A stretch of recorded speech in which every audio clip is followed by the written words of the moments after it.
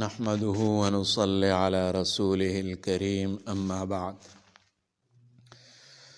آج میں ایک واقعہ آپ لوگوں کو سنانا چاہتا ہوں۔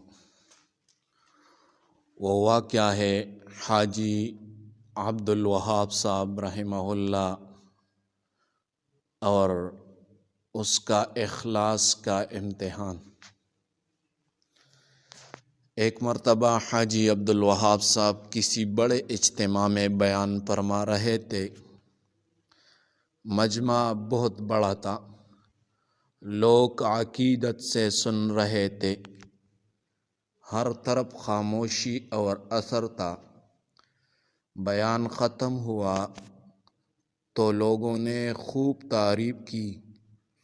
کسی نے کہا، حاجی صاحب آج تو آپ نے دل ہلا دیا، کیا زبردست بیان تھا۔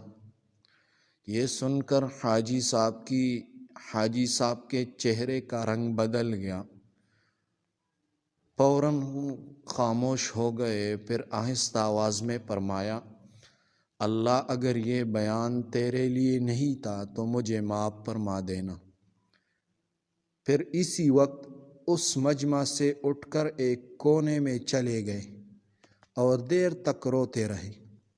لوگوں نے پوچھا، حاجی صاحب آپ تو اللہ کا کلام بیان کر رہے تھے، پھر یہ رونا کیوں؟